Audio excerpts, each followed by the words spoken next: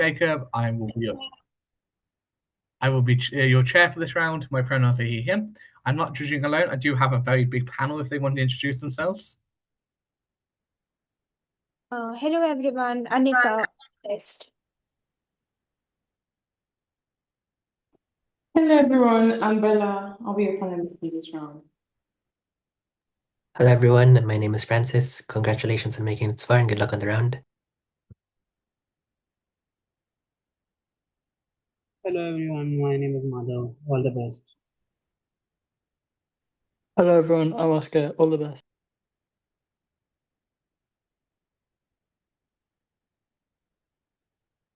I think there's one more judge.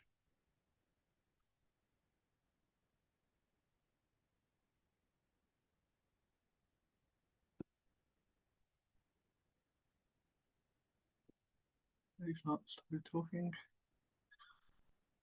There is one more judge. I don't think they have said who they are yet.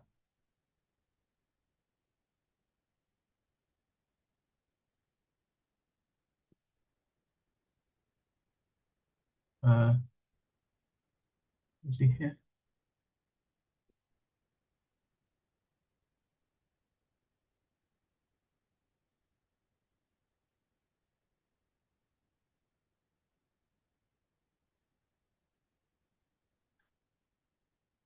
If someone has Bronny by Discord, could you just DM them and saying we're about to start? Perfect. Okay. So 7-minute speeches. You all know the rules. Congratulations for getting here. Congratulations for getting here so far. I'm just going to read out the team names for you. So in opening government, we have We Promised Our Girls We Give You. In OO, Summer Holidays IV Team B. In closing government, G-Bag Ajat. And closing opposition, Scarface. Does anyone have any questions before we start? Seeing none, Prime Minister, whenever you're ready.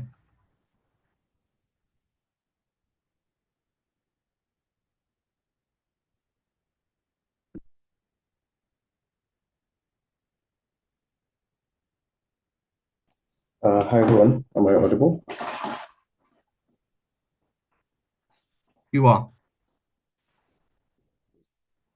Second.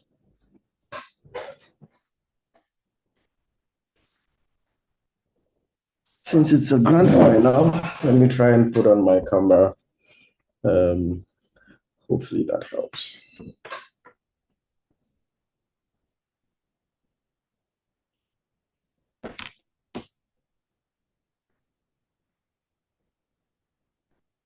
Okay, cool. I'll take PYs in the chat, so feel free to drop them there. If the arguments are too good and you don't have a PY, that's also fine. The other thing I would just like to say is, I think the team name says we promised our girls something. That clearly tells you that's Super Nana's team name, because for me, I don't have a girl, I have a fiance. Shout outs to Wesley, she's on the call and listening in on the grand final. So and Super Nana and all the people who are still dealing in girl stages, all the best to you guys. Hope to see you on the other side soon.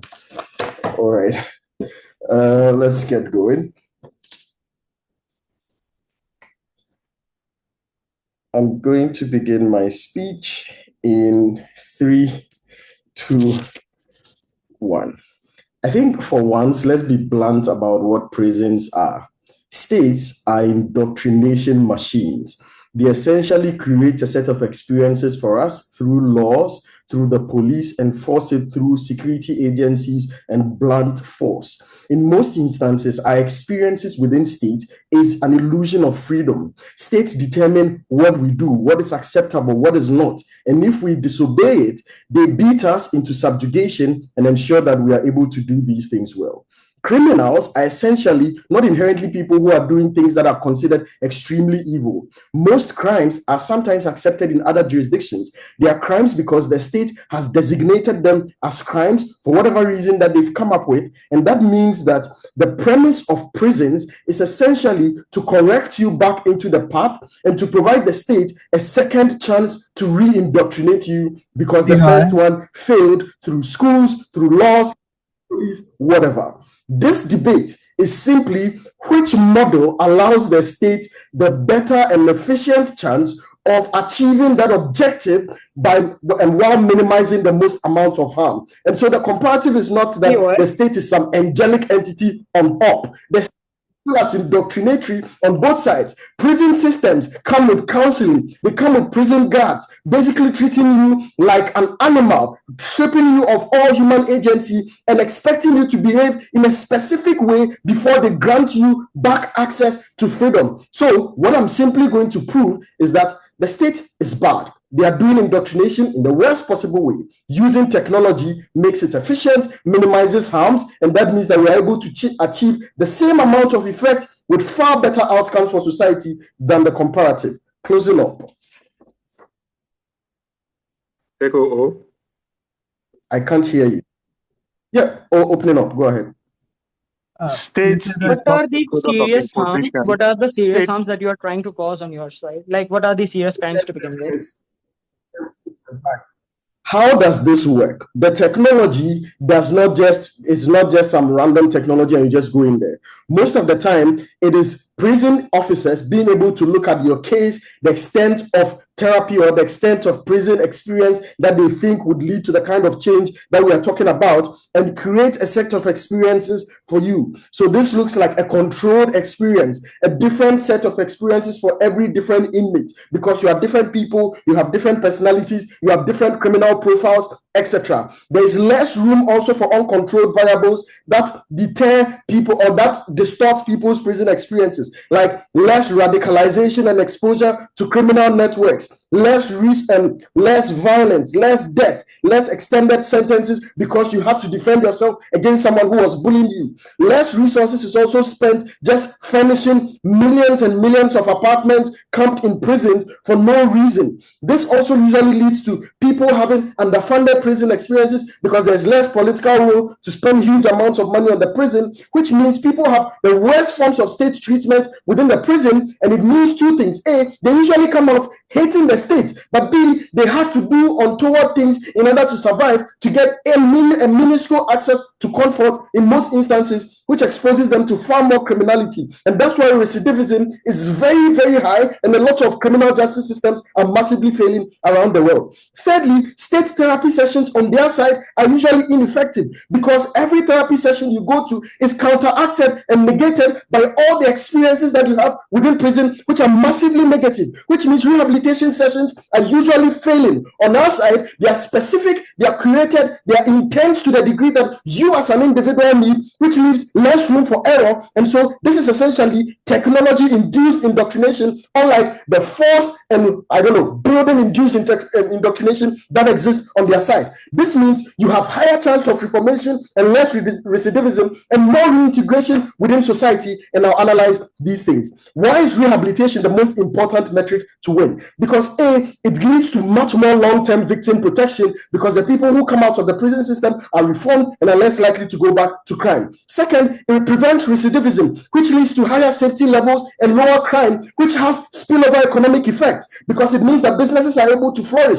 People don't feel in danger. There is less necessity to spend billions of dollars in security and imprisonment when people don't have jobs, etc., which means it frees up more money up for development and poverty reduction, which has far more sustainable effects on the state. But finally, it leads to an improvement in the stereotypes against convicts, because on their side, knowing how bad the prison system is, a lot of convicts come with a stereotype that they are not reformed and they are likely to steal again. On our side, with the efficiency that comes with the technology that is induced, that stereotype is reduced, and so they have higher chances of the private sector trying to give these people a chance. That opportunity is entirely lost on their side. Just think about it. Private entities trust more likely somebody who is guaranteed to behave well even if they are sick because they are on medication than if they are not. On our side, we think that technology induction is synonymous to medication, which gives private entities more trust that these people are going to be behaving well. But also, the evidence is going to prove it. The fact that now this is far more efficient indoctrination by the state, unlike the botched indoctrination that exists on their side, and knowing the negative externalities that happens on their side is far worse. Then let's talk about specific outcomes. A, on wrongful convictions. I think on their side, wrongful convicts experience far worse outcomes because they spend more time in prison. On our side, is biologically 1 week. Secondly, wrongful convicts on their side usually end up committing crimes in prison because they had to survive, because prison conditions are far worse, which means even if you were wrongfully convicted, usually you don't get out because most of the time you have to commit a crime to survive within prison. Like you have to withstand bullying, abuse, intimidation, gang violence, etc. Which means wrongful convict has a far better chance because there's less time wasted, but also they're more likely to be reintegrated society. Secondly, rehabilitation and reintegration is far better on our side, like I said. Third, let's talk about deterrence, because they're going to say less time means people are not scared. First of all, I don't think people give a shit about the amount of time they're going to be spending in prison when they're going to commit a crime, because most people don't think about punishment at the point of committing a crime. Secondly, people don't expect to be caught, which means most deterrence on their side is usually very, very wasted. But thirdly, people just use simple ways to outsmart the system. For instance, wear a mask and a CCTV camera can't catch you. Rehabilitation is the most important metric because that's the only way you actually create long-term safety. Finally, on victims, I think victim closure is arbitrary on both sides. No one can really gauge the victim closure because it's usually emotional and people cannot really gauge it. But secondly, on their side, they don't guarantee victim closure anyway. Rehabilitation is the most important metric. OG wins it. The state is bad on both sides. They indoctrinate on both sides. We allow it to be efficient without harming the people who exist within the state, and that's why we propose this motion.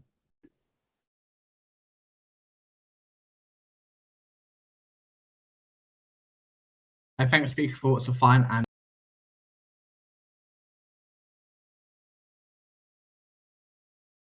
I think you were muted. How you were saying?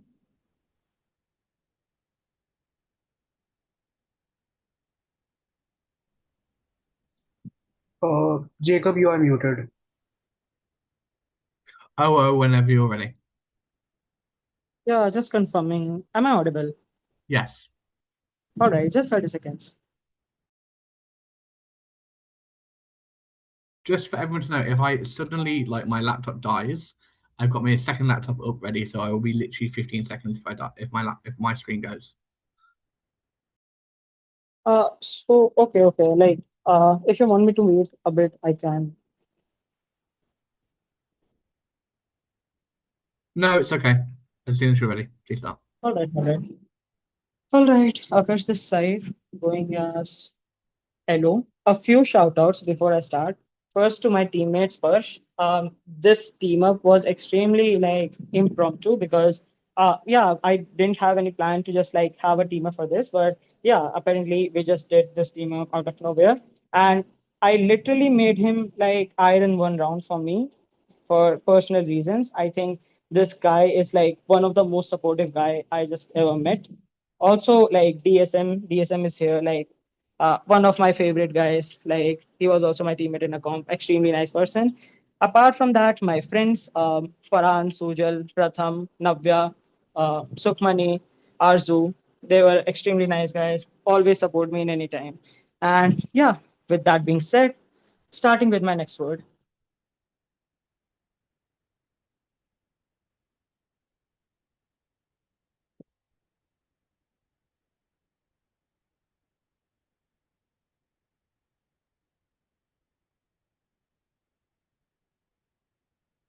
OG's framing in terms of defining this particular state is just flawed, but also the delta that they are trying to create at their best case is extremely low. And that is the reason why they are not able to take this debate. I think the idea is pretty simple. Firstly, what is exactly the state simply purpose is? Why, what's the purpose of this criminal justice system is? Note that the criminal justice, maybe the state exists to create this certainty against those risk individuals cannot control. And that is the main reason why social justice system simply exists, because the social justice system simply provide the leverage to the state over the other citizens, etc. And that only helps to maintain the social orders in a state itself. Note that the biggest reason people surrender freedoms to the state is not because that they expect the state to solve every problem in their lives. They expect state authority because there are certain harms that individuals can never reasonably prevent on their own. And that are the exactly harms that we are just talking about in this debate. Long-term, the long-term prisons, etc. That means you have committed some hideous crimes, etc., such like rapes, murders, etc. And these are the serious crimes that are simply punished and that are not in the control of these citizens, etc. Which is why they have formed a state. They have come to this structure because they want some sense of safety, etc. in this particular state. If they are not able to get the catharsis of this justice. They are not able to just keep themselves in this particular space, and that is the biggest problem on their side. Note that those risks always exist because they depend upon the action of someone else, which is why they are not able to stop them. The state therefore becomes a collective insurance mechanism where everyone accepts the restrictions upon themselves in exchange for one guarantee: if someone violates your most fundamental rights, the state will exercise overwhelming authority against that person on your behalf. Why this matters? Because people do not primarily trust the state because it catches criminals. They trust it because they believe the state possesses meaningful greater coercive powers than any individual citizens. That asymmetry is what makes private retaliation unnecessary. Why this matters? Because the moment citizens begin questioning whether the state response still reflects the seriousness of those unavoidable harms, the social contract simply becomes on their side. And that is the biggest principle that the state has to simply follow, not in terms of just deterrence, not in terms of just saving some money, etc. And that is one of the stupid arguments from their side. Why? Because if they say, hey, we simply maintain the efficiency, etc., that means we save some amount of money that is being spent in their like proceedings, or maybe they spent in their like maybe care, etc., in these prisons, etc. Note why this idea, even at true, is not able to create the best impact. Firstly, you don't spend a lot on these prisoners because again, you just want to create the deterrence and you want to just maybe provide justice to the individuals, which is why catering them in a like bad situations is just necessary for the states. But two, these crimes are not really often, which means these crimes like murders, etc., you don't really get to know about them on a regular basis in your country, in your region especially, which means these crimes are slow, which crimes are less often, rare, and the people simply get to know about this through social media, through maybe mainstream media, etc. These news are likely to be covered in these medias because again, these news are rare and they are extremely serious. Why this simply proves our argument? Because when people simply see, hey, these crimes are just like left maybe catered because the state is just leaving these prisoners in like 1 week, etc., they don't get enough catharsis to feel that the state is actually providing the sense of safety to them, which is why these serious crimes and replacing them with this particular idea, it just makes the worst outcome on their side of the house. But note that then why people don't feel equal just maybe catharsis to begin with. Note that human beings understand sacrifice through observable loss, and that is how the relatability simply works, not subjective experiences. People have spent thousands of years understanding punishment through visible consequences. 20 years means you are missing weddings, you are missing funerals, you are aging, you are not able to do everything, like you are losing your career, etc. Those losses are emotionally understandable because every citizen has watched time permanently changes people's life. I have seen in my locality some people are just like maybe punished for this, or maybe I have just felt like on the news, etc., that how this person after 20 years simply looks like he has just lost his career, etc. That provides me the catharsis of justice because I have observed this thing throughout my life, throughout books, throughout law books, etc. On their side, when the person is just coming in 1 week, I have never experienced this thing. I have never experienced 20 years being spent in like 1 week, etc.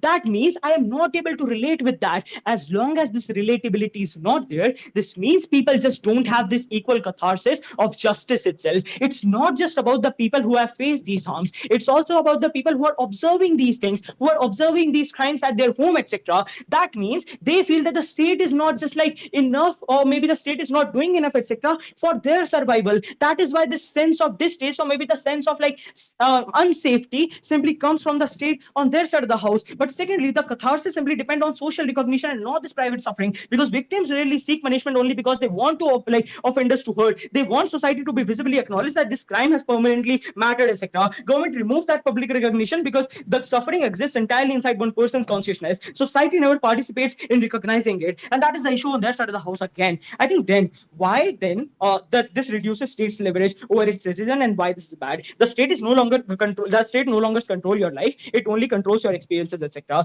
Because traditionally, the thing that happened is the state's greater coercive ability has been we can remove years from your actual existence life inside the society. Government transform this punishment into we can alter what you experience internally. That distinction fundamentally changes what the state power represents, and one is visible sovereignty over social life, the other is just invisible neurological intervention, etc. Why is this important? Because political authority depends upon citizens believing the state possesses unmatched public power. Invisible punishment weakens that perception, and that again creates distrustworthy state. But the state loses its ability to again publicly demonstrate moral boundaries, etc. Why this is bad on longer run? Because note that when the trust is no longer exist in the status quo, people therefore become less emotionally certain that the justice system truly reflects the seriousness of the violence itself. Trust weakens because legitimacy simply becomes harder to observe. This simply harms your decision making in the longer run because citizens are unlikely to participate in this. But also in your functioning itself, modern states states function because most people voluntarily surrender retaliation and accept the court decisions and believe institutions possess superior authority.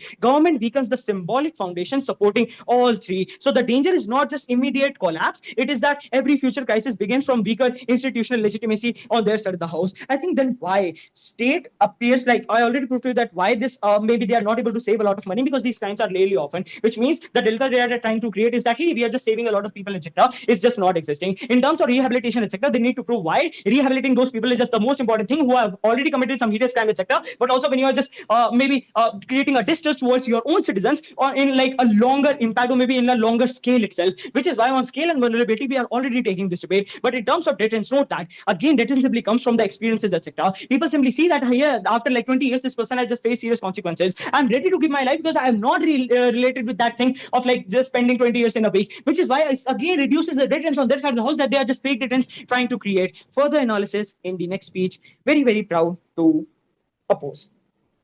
I thank the speaker for a fine and wonderful speech, and now I'd like to invite the Deputy Prime Minister to continue the case for opening government. Hear, hear. Okay, let the check confirm if like the audio is at least very good now. That It's like the sounds audio a lot very better. good now. That's a lot better. Yes. The state does not own your time. Yeah. Look, the state is a legitimate entity that has the authority to maybe restrict your freedom in order to protect others, but it does not have an inherent claim to your own time. Here is why. Because panel notes that time is literally the most fundamental form of personal agency that people have in existence. And this is a natural right that everybody has that the states did not grant to them. So for example, money can be earned again, property can be replaced, your reputation can sometimes be rebuilt, but when you lose time, it can never be recovered because it only moves forward. Even Einstein couldn't figure out how to reverse time, right? What the state does in status quo is that it punishes people by taking away 20 years of their time and locking them away. And what that means is that permanently it's taking away people's 20 years in which they could have raised their children, 20 years they could have built a career, and 20 years they could have created relationships. So the idea is this: when you commit a crime, the reason why in status quo you're not okay with saying, let the state take 20 years out of your 80-year lifetime is because it's so outrageous to say. But we are kind of okay by saying, let the states lock you away for 20 years as punishment somewhere. The idea then is that in principle, the state doesn't exactly have to take away time because that's how you get to experience your lived realities, and that thing is some kind of natural right that the states cannot take away from you. If they can proportionately give it a punishment and not take away that lifetime of your existence, then they are justified in pursuing alternatives that would grant back people that control they have over their lifetime. Up needs to defend why you need to take away ages of people's life. That's not something they can do. Why is this principle very important? Because if this comes into practice, it can have several impacts on people's lives. So for example, number one, what we can have is that we can eliminate all the enormous social destruction of long-term imprisonments that currently exist in status quo. Because note, when you lock away someone for like 5 years, 10 years, 20 years, you're not only punishing that person, but what you're doing is that you are destroying family relationships, marriages, parent-child bonds, and you are literally destroying careers and the earning potential of these people. These are offshoot impacts that negatively affect society because of the current incarceration system that states practice, and that is a harm that we can reverse with this technology. The second impact on this is that we are likely going to win on rehabilitation, because oftentimes for the people that they need to lock away for 10, 20 years because they think they are bad guys, in status quo, they probably lock them away in supermax prisons where these guys get to interact with wider criminal networks, and they come out to be more harder criminals than they were before you locked them away into that jailhouse. That means they become harder to rehabilitate. On our side, we can do the rehabilitation easier in two ways. The first is that there is more time for the state to put them through rehabilitation, because like every lived experience you're likely going to experience in that the technological thing they are going to go through in their mind, right? We get to create every single facet of it. So we get to create the experiences they want to see in that one biological weak timeline, and it means they are likely going to encounter the reality we want them to encounter, and not some hardcore bad criminals that would make them recede. But then when they come out, they have a lot more time to like have attempts at reintegrating into society, and that means you're likely going to be successful because they didn't say, oh, my youth is taken away from me, I can no longer do any like normal 9-to-5 job, let me go back to crime because crime pays faster. We remove all of those incentives for people to go back into recidivism, and we save people, and rehabilitation works for us. The second extension then for me is to say, but before then though, is there POI from any of the team before I drop the second extension? Yeah, POI from CO. Why do you Yeah, think the right for you to have time is absolute at a point when you've harmed another person's right to not be violated?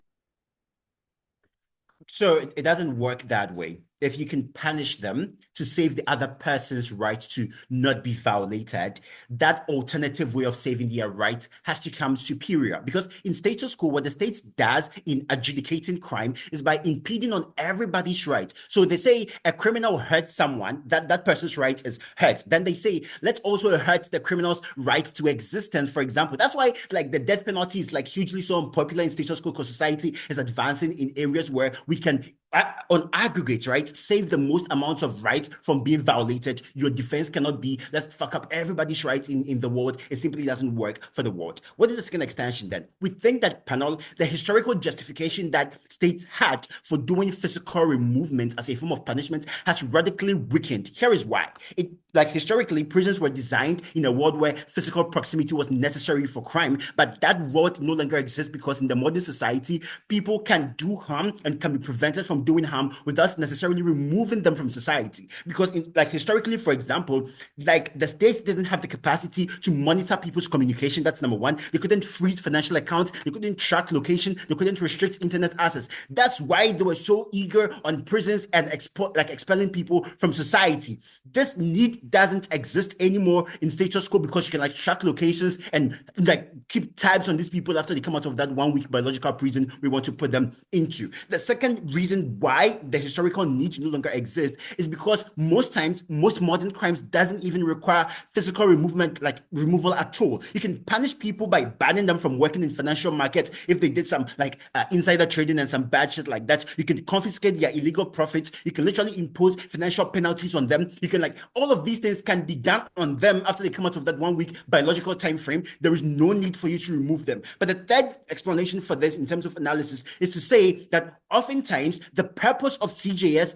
changes over time because like historically CJS did not give a fuck about rehabilitation and changing people's mindsets. If you offended the king, we either take you to the guillotine and get killed immediately or we kick you out of the city. But now like because of advancement in like liberalism and moral rights and caring about how people would integrate back in society, we give them a state-sponsored therapists, for example. That means then that we care hugely about rehabilitation. How do we make rehabilitation better? Because oftentimes if you just like put them back into that like 1 week psychological thing and they come out, the state now has all the time frame to give them access to therapy and give them the opportunity for them to re-evolve. They need to prove why all these alternative ways that exist currently for the state to keep tabs on people and prevent them from going back into crime after the 1 week rehabilitation are all things that should not be exploited. The third reason why we are likely going to win is an idea that this technology is better going to help the state fulfill the obligation that you already filled that in the first place. Oftentimes when crime happens, it doesn't simply happen randomly. It happened because the state failed in making sure that they could provide for people and not push people into crime-inducing circumstances. Like oftentimes factors like poverty, childhood trauma, lack of education, unemployment are things that pushes people to do crime because the state failed to provide those things for them, right? So when they commit crimes, you try to say, let me figure out the best punishment that can still make you humane enough for me to shape you and fix you. The long-term incarceration in supermax prisons for 20, like 30 years shit doesn't really work because it just allows the state to fail in one principle and fail on the other. It's been a good day to win from OG. Here.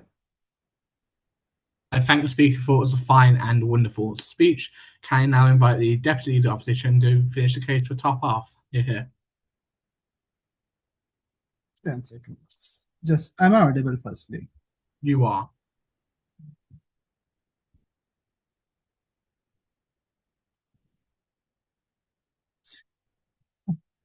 Okay. Firstly, I think hopefully if this is being recorded, this is being probably will be posted. So firstly on some shout outs, firstly to my teammate, wonderful teammate. I think probably the best member I could have gotten. Probably the best person I could have gotten, and I think shout out to Akash. But secondly, on like my community, my friends, Anuba, Vishwajit, Drishti, etc. Right, these people have always supported me, etc. And I think probably the only reason I'm here. But also to my SOC, to my college UIT people like Karin, Parvi, Rudraksh, Prabhanshu, Arush, etc. I think huge shout out to them. But now coming to my speech, just setting up my timer. If possible, Francis, please give me tabs also. Thank you so much. On like 1, 6, and 7. Yes. Okay.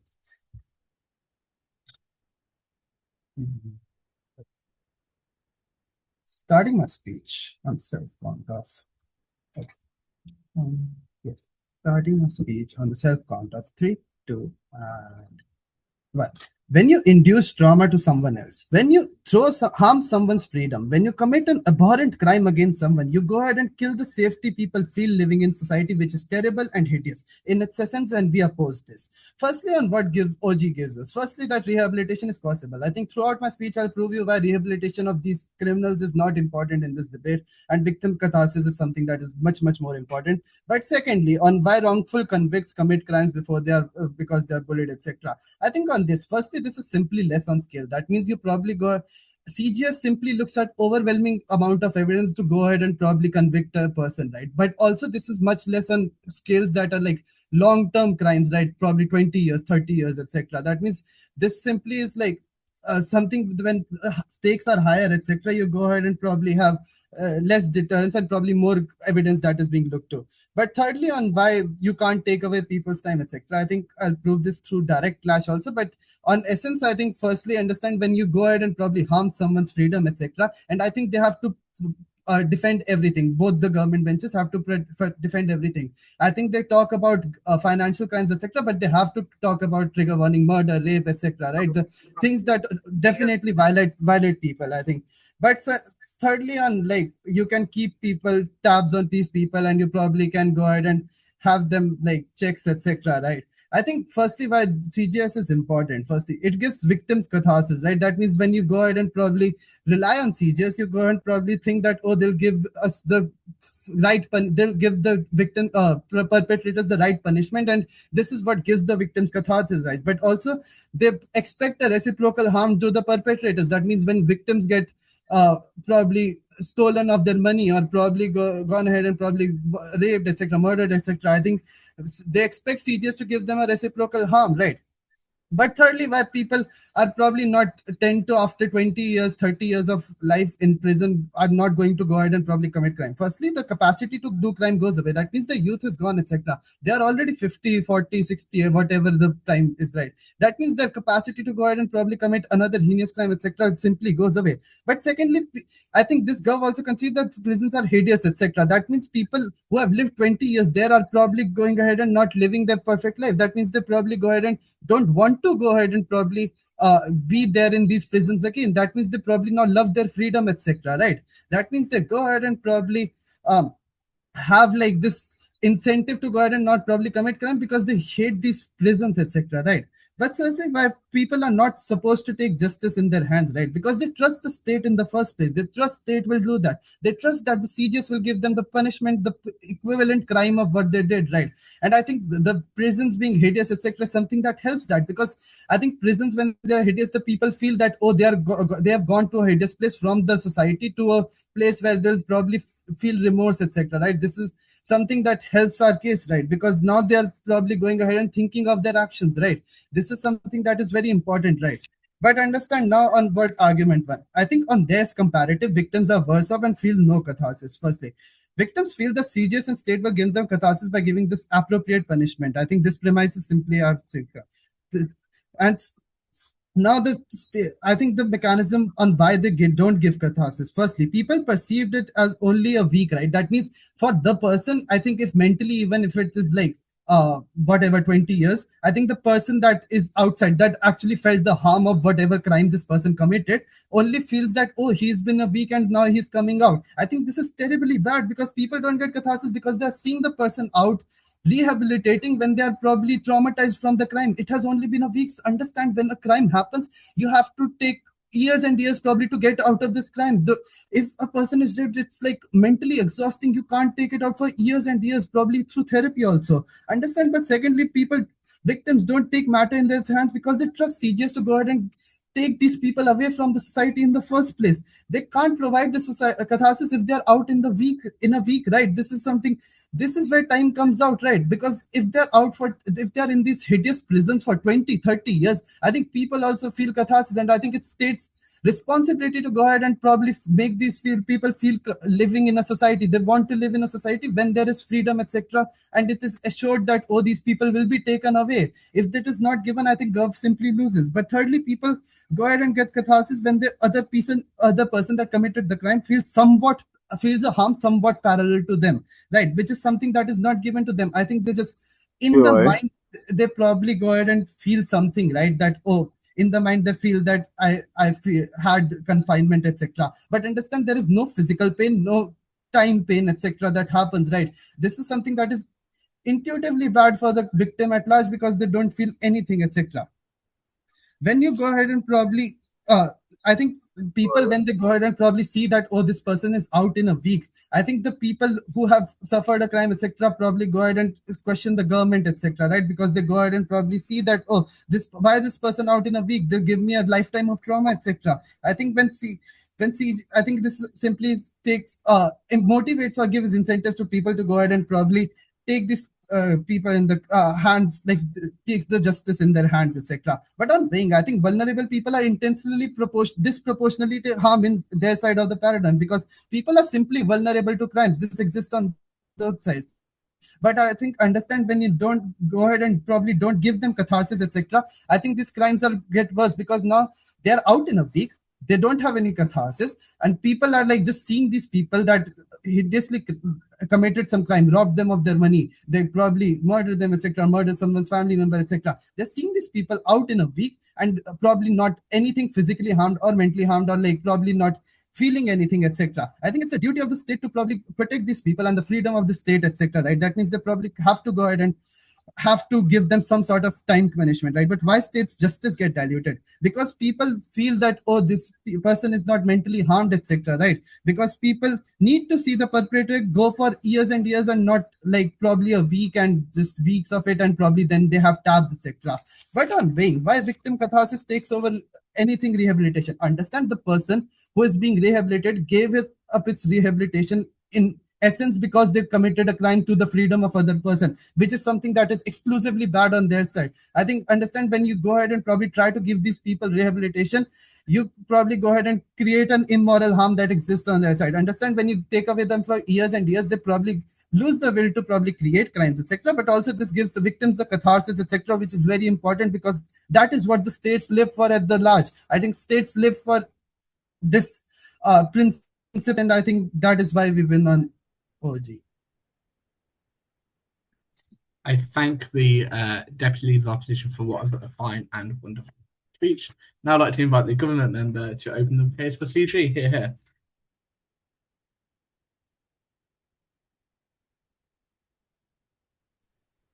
Hello, am I audible? You are. Okay. Shout out to my partner, who unfortunately had to iron for a round. I hope we actually win this, because both of us have actually put a lot of work into this. So let me set my timer.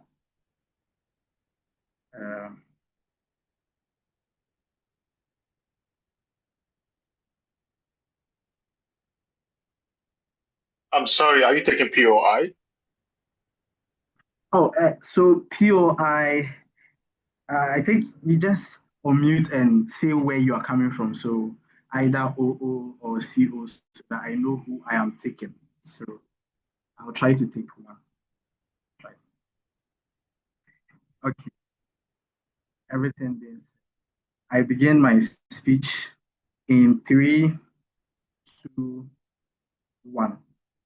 We think that any team that wins this debate should clearly tell us exactly how what they are saying impacts 3 stakeholders, because we think that these 3 stakeholders are intertwined, and so at the point where one is left out, the others equally suffer from the actions of that particular stakeholder. So the stakeholders are the society, the government, and the criminal. So at the point where society is left out, they affect the government, they affect the criminal. At the point where governments are left out, they affect society and the criminals. At the point where criminals are left out, society and the government are equally going to suffer. So at the point where these three people are put in a situation where they do not have to do something that would harm the other people, we think that we have solved the problem that have been identified in this debate. And that is why we are going to win from closing government. A couple of things then I'm going to do in my speech. First, I'm going to give you 5 principles on which this is something that we should enact as a policy in that regard.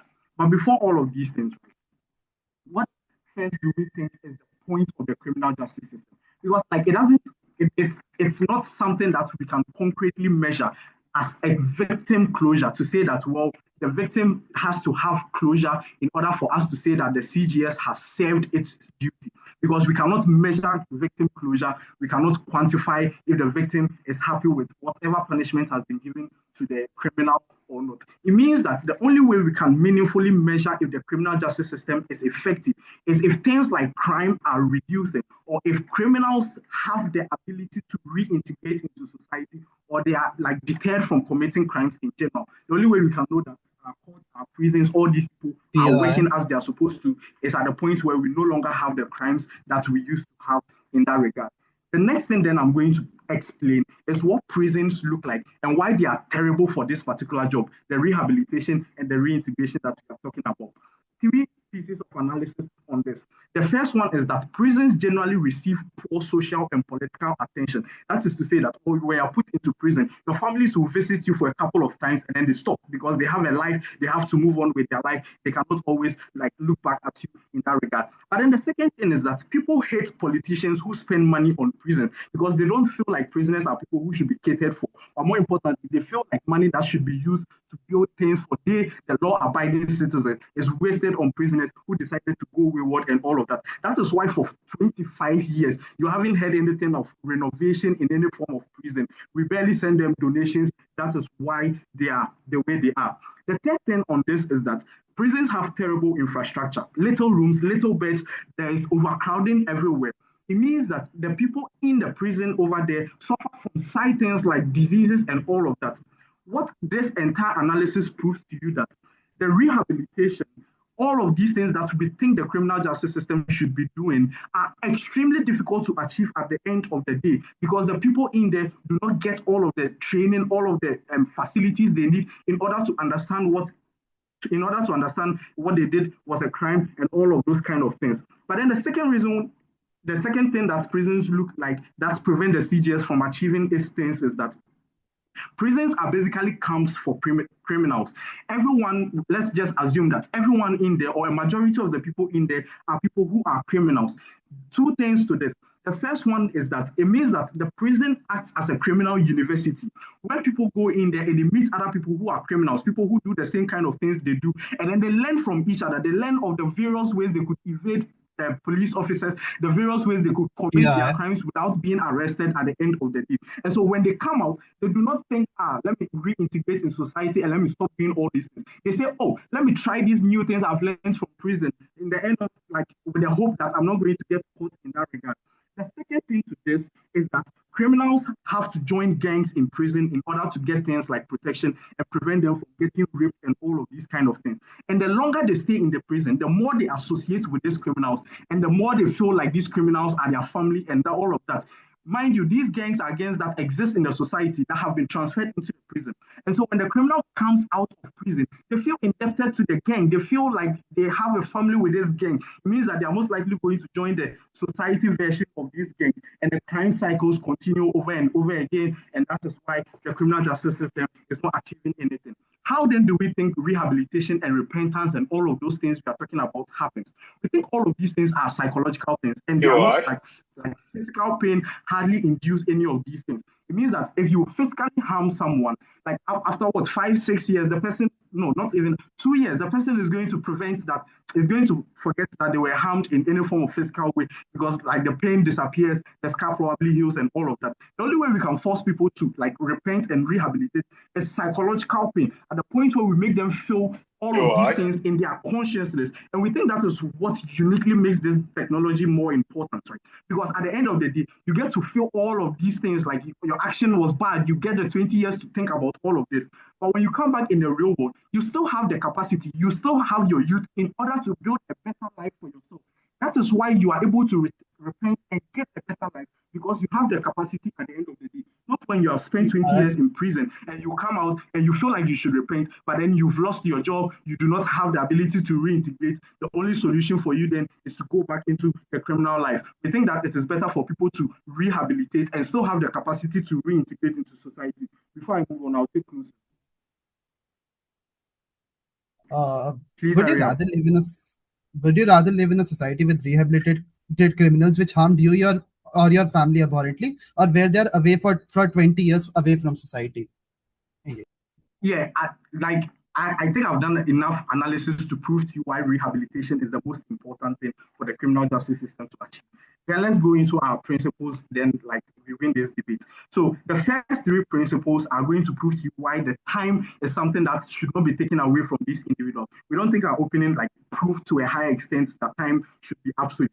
The first one is the principle of the lottery of birth.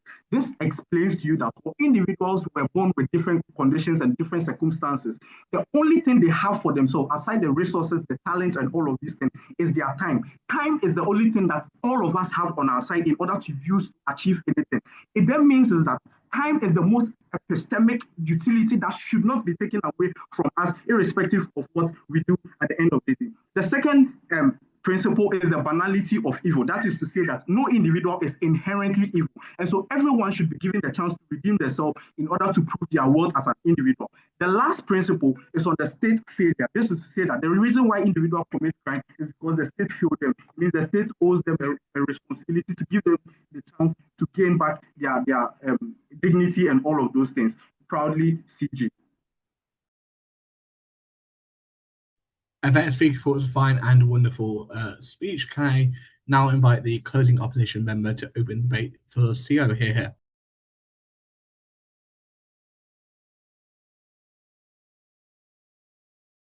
Yeah, so Chair, just give me about 30 seconds or less. I want to switch my device so I could on my camera. Yep, take a reasonable amount of time.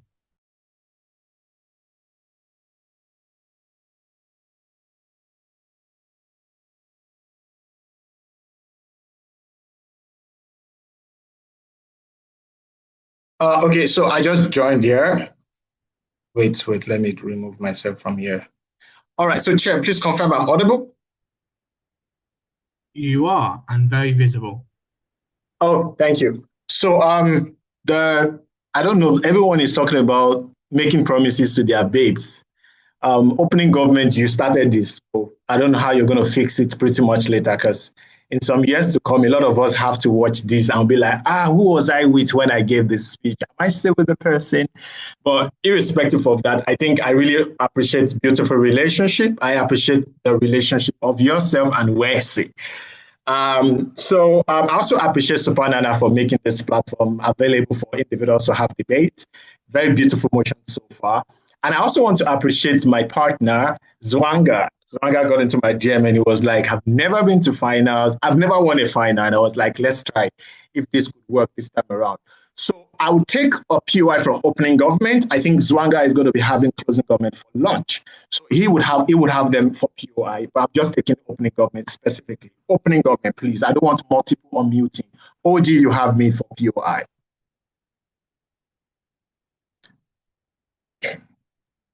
Okay, I'm not even using the airport. All right. Okay, so hold on. I want to record my speech. Sorry. I'm trying to get Zwanga's DM. Okay, I'm in his DM. All right, so my timer is set. From closing opposition, we are going to be answering two questions. The first, what does punishment achieve in the criminal justice system? and within the establishment of states. If we prove that punishment is not meant to be nice, it is not meant to be easy. In fact, it is not meant to be sweet, we win the debate. The second, also specifically, we will prove to what extent does the trade-off of time sentencing change anything in society? Because I think that's the biggest clash that you guys will take into the deliberation room. Does it make sense for us to take some significant amount of time off people? Or should we just create a psychological way that allow people to experience punishment in their minds and just assume that the society is perfect? That is what OGs specifically have not been able to prove.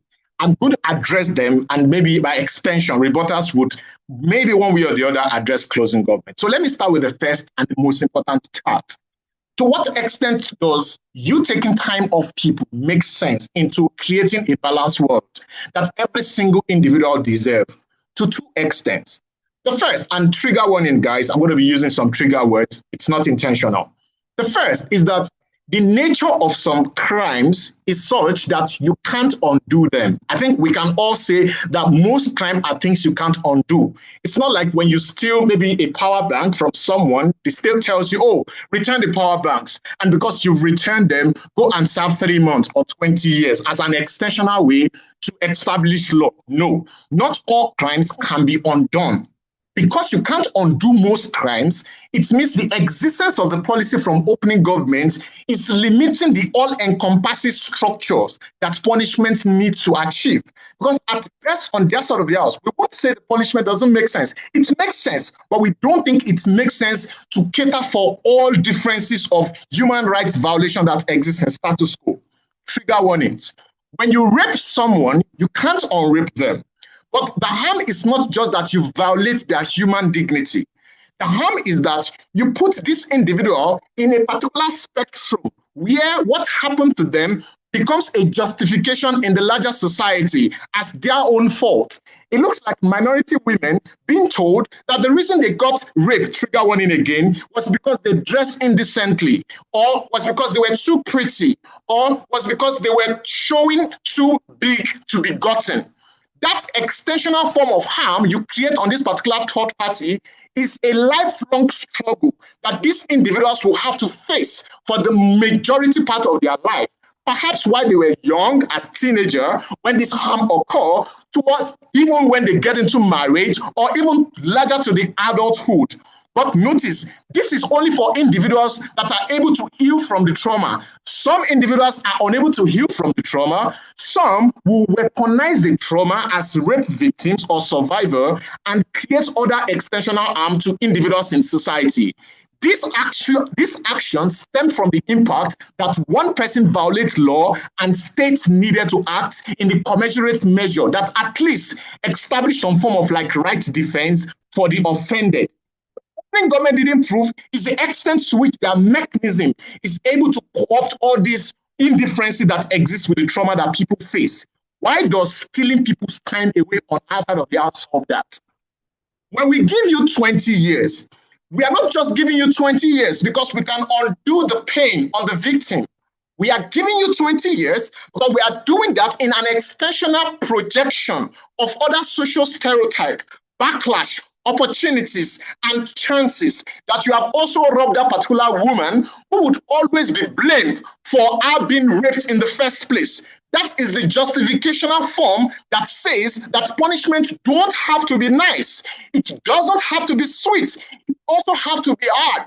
Why? Because what you do is not just a simplistic thing. It is a lifelong offense that affects individuals in vast majority of instances. A clear impact you didn't get from opening opposition. I'm currently on my 4:30. Opening government, please say shoot a POI. OG. Every day, thousands of convicts get released from prison because of their sentences of 5 years, 10 years, whatever, including rape.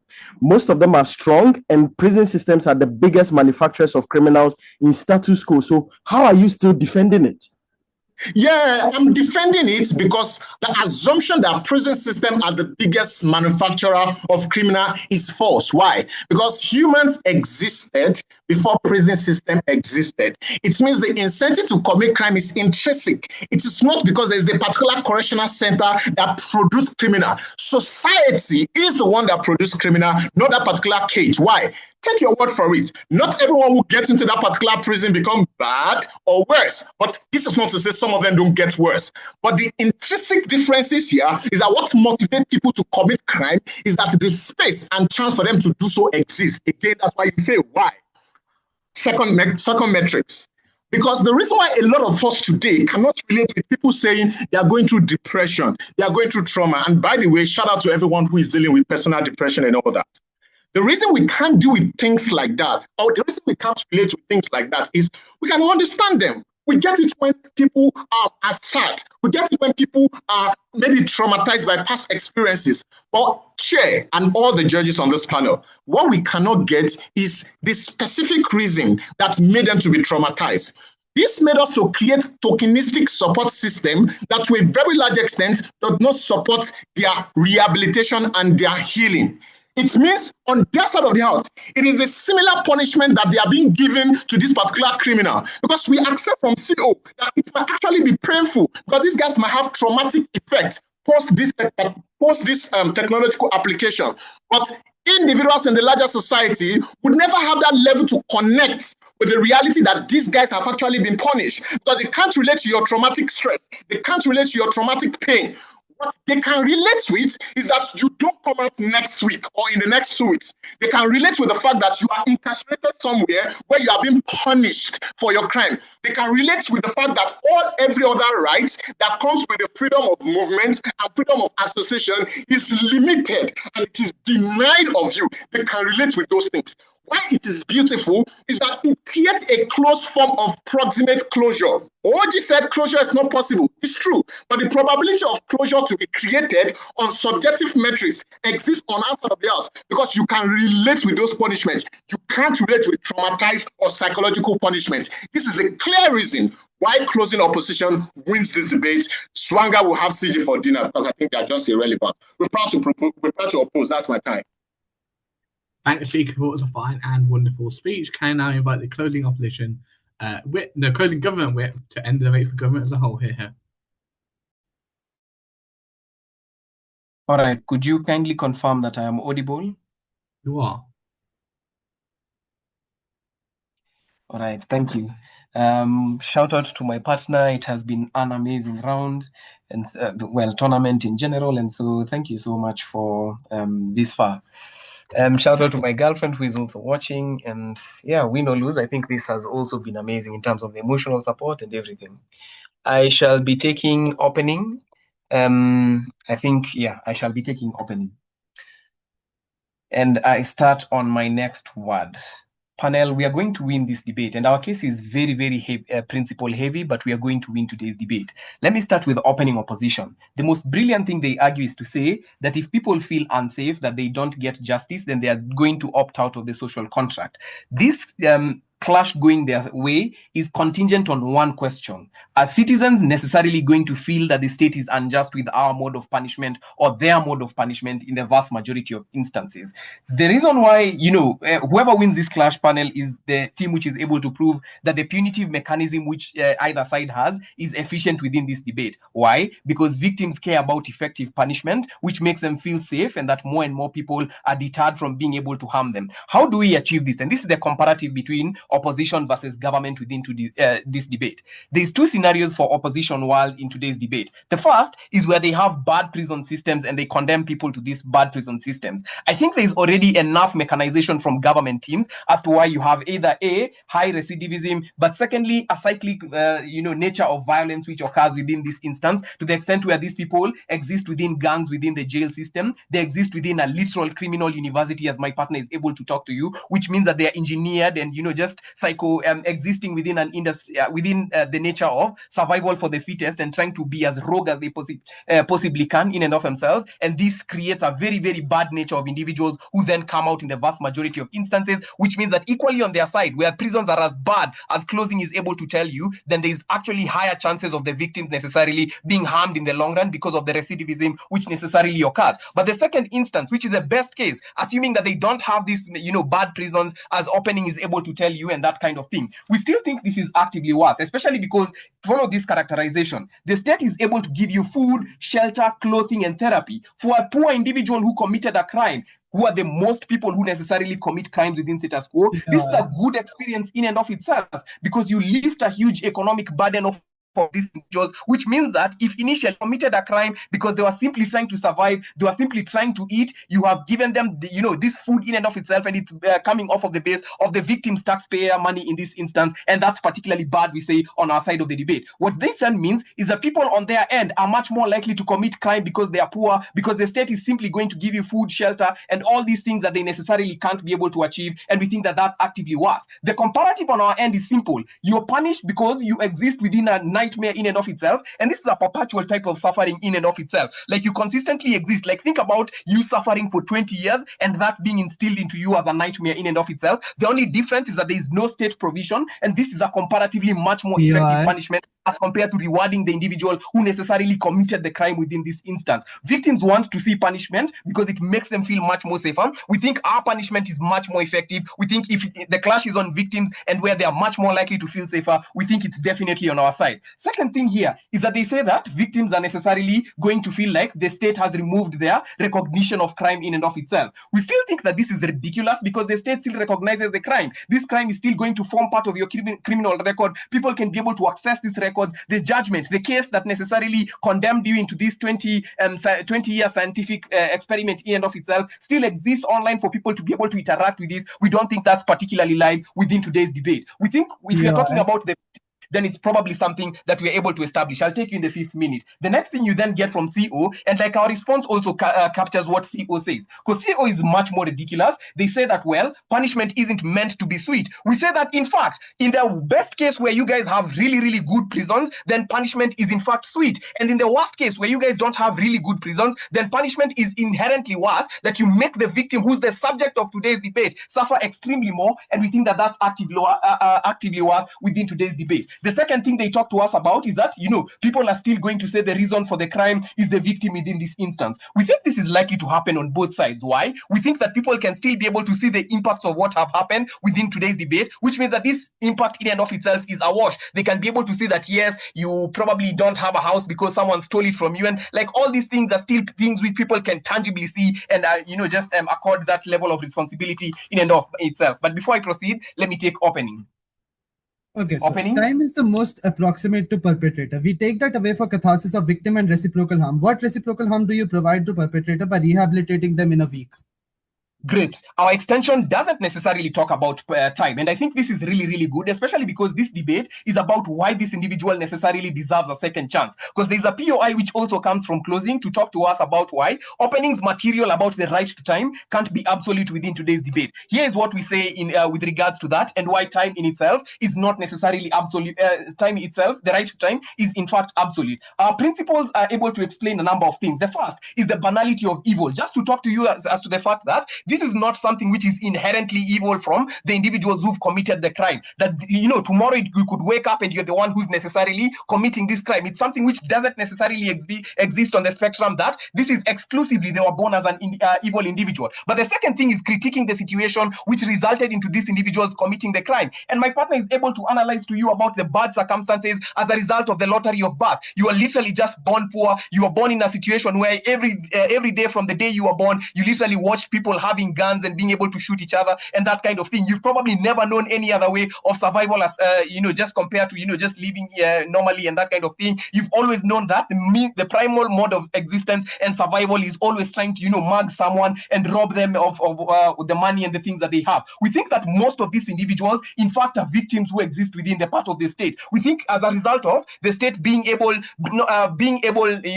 being able to provide for these individuals, then these individuals suffer. But understand that this like argument on lottery of birth is regardless of whether or not the state has failed. Like it could just be that even if the state is thriving, there are still poor people who necessarily feel like they probably cannot achieve a number of things which could necessarily help them in that instance. So what do we think these principles do within today's debate, especially because they are worse, especially because of the collateral harm which is created? Think about the kids, the spouses who necessarily depend on the people who go to jail and they are breadwinners in and of itself. A, they did not consent to this in the vast majority of instances, and two, they are likely to exist in perpetual poverty and perpetual cycles of crime. So your child in and of himself is actually going to be a criminal on opposition side. Why? Because they weren't given the chance to experience good fatherhood and also an environment which could enable them to experience what it feels like not to live in poverty. Our principles are inherently good, especially because they are able to explain OG's case and rebuild the premise as to why we must care about rehabilitation and the families of most of these individuals who've committed crimes. We say that these individuals are equally victims, and we need to be able to make sure that these victims, once they come out, are inherently taken care of. They deserve a chance because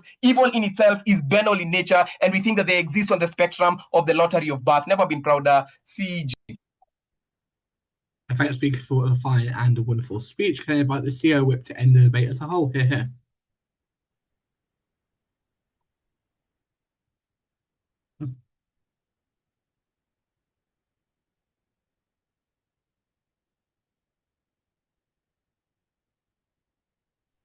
Yeah, I've been trying to unmute. Am I audible? You are. Okay, great. So let me get my water up again.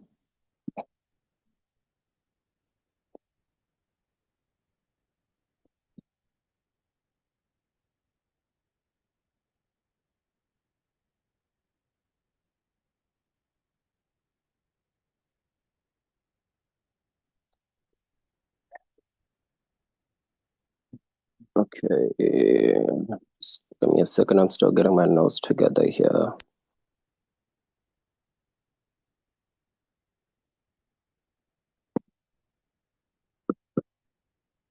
Yeah. All right. Yeah, shout outs. First, shout out to my partner, DSM. It's been lovely speaking with you. Man, didn't think we'd get this far, but anyways, we did. So shout out to you for carrying me this far. Shout out to my girl, Lamar. She's here and she's watching me speak. Should have been here with me, but it's fine. So yeah, shout out to everyone else that supported us. And okay, let's begin. I'm going to start in counting and POI preferences. My partner already took opening government. I'm going to specifically ask for closing government to raise their POIs whenever they want. Okay, so closing government, just prepare that POI. I will take you guys who've already taken OG. Okay, I'm going to start in 3, 2, 1. Like, the first thing that I'm going to do is deal with OG and then go on to CG, then way above OO. OG's extension is terrible because it wins by rewriting the motion. The info slide is explicit. This is a hyper-realistic artificial cognitive state in which the prisoners experience their exact sentence. That means the punishment is not redesigned. PM is ridiculous. Only its biological duration changes. They therefore cannot fiat that they have a kinder prison, better rehabilitation, or fewer psychological harms because the emotion never changes what is experienced. It only changes where and how long it is experienced biologically. So if prisons are overcrowded and isolated or traumatic or rehabilitatively weak, those same conditions are experienced in the cognitive simulation because that is what precisely that is precisely what hyper-realistic means. So they are smuggled a different policy. This second, their argument that prison is illegitimate because citizens never chose the state is just incoherent. Why? Because political obligation is never dependent on explicit consent. So nobody individually chooses the criminal code and taxation or constitutional order they are born into, yet every functioning legal system derives legitimacy from collective institutions that secure reciprocal rights and obligations. So if lack of personal choice delegitimizes punishment, then every criminal sanction, including their procedure, by the way, becomes equally illegitimate because it is still the same state coercively imposing the sentence after conviction. Let's deal with their own premise here. Third, like they say, resource savings prove like there's this resource saving and so forth and so on, right? Look, resource savings prove nothing. Yes, society saves money because bodies leave prison sooner, but the prisoner still endures 20 subjective years of confinement. So every causal story about trauma producing recidivism still remains intact even in their ward. They never prove exclusivity as to why this is not a thing in their ward as well. So the bottleneck was never biological time, it was the content of punishment. So if 20 years of isolation breaks someone psychologically, compressing those 20 years into one biological week does not magically remove that trauma, right? That's a terrible chat. It simply concentrates it. And finally, they say, victims never truly get closure and deterrence barely matters because criminals ignore punishment. Well, even if that were true, even if like that was true, it is still not comparative. Our side never claims perfect closure or perfect deterrence. We only need to prove that physically removing offenders from society reserves opportunities for accountability and observation and gradual integration and genuine behavioral assessment. So their motto gives the state none of that. It merely fast forwards the sentence while leaving the underlying prison experience unchanged. And this is why every harm they identify survives. This is why also closing government in the first argument is largely irrelevant as well. Because things such as, but prison is also a place when there's no attention, there's no this and that. So psychological punishment is the only thing that makes sure that individuals get reintegrated better in society. It's still a thing in your ward as well, because the thing is, the prison is exactly the same. You still observe the same punishment in and of itself. Nothing changes. So every harm both gov teams identify, they still survive, right? While they uniquely sacrifice the safeguards that exist precisely because punishment happens in the real world rather than inside somebody's mind. Let's deal with this second thing of there's this idea of time and so forth and so on, right? Let's deal with this. Look, the first thing here is that, right?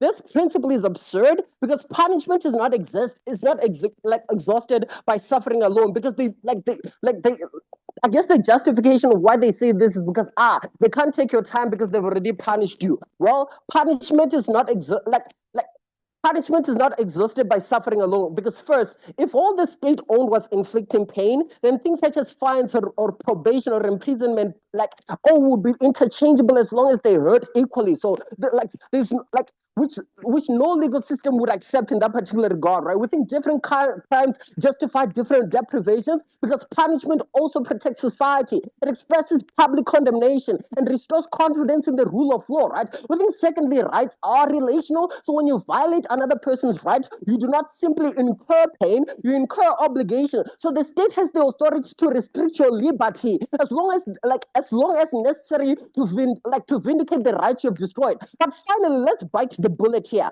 The state is not a moral actor in every instance, right? But it's the institution entrusted with enforcing justice. It does not need to be morally perfect to legitimately imprison offenders. If punishment ended the moment equivalent suffering was imposed, we think the murderers and rapists and violent offenders could return to society immediately after experiencing enough pain. That abandons society's duty to protect victims and reaffirm the value of rights and ensure accountability beyond mere suffering. Let's weigh above them, right? Let's just give them every single claim that prisons are expensive, rehabilitation programs are imperfect, and victims never receive perfect closure. They still lose on the question this debate asks, which is what the institution of punishment is for. That is, the criminal justice is not a budgeting exercise, Chair. It is the public enforcement of society's moral boundaries. So the state must visibly demonstrate that violating others' rights carries real and observable consequences before that is what sustains respect for the law, right? That is why public incarceration matters, because victims see that punishment has been done. Communities see that serious crime removes offenders from society, and future offenders know that crime cost them their freedom and the real world, not necessarily private consciousness. But before I move on, closing government, this is your time. All right, we analyzed to you both scenarios on your end. Why is your comparative better for the children of the criminals who feel aggrieved by this punishment, which robs them of their parents and they did not if you cared about your child as a criminal, you should not have committed the crime in the first place. We can't absolve people of punishment just because they have children, right? That's a silly thing to say, right? Let's weigh above OO and let's weigh above OO, right? There are 5 reasons why we weigh above them. First, we explain why accountability matters. They only describe that it matters. All says victims need accountability and society needs justice. We provide the philosophical mechanism that through Kant's philosophy, that punishment is a public recognition of equal moral status, not merely a response to crime. That changes accountability from an intuition to a principle that explains why no amount of like psychological suffering can ever substitute for public punishment. But the second thing we prove that this is an intrinsic flaw, not a contingent one. All's argument sounds like, victims won't feel closure, people won't trust the system, but governments responded to this by saying, victims are mistaken because the offender suffered 20 subjective years. Our extension explains why this response failed, because the problem is not the perception, but the nature of justice itself. Even if everyone knew the offender genuinely suffered, we think punishment still lacks the public accountability, because justice is a social institution, not a private experience. With that, never been prouder to oppose. Here. Perfect. I thank the speaker for what was a fine and wonderful speech. And I thank everyone for what was a brilliant debate. I think we will, as a panel, retire. We will probably go and join breakout room.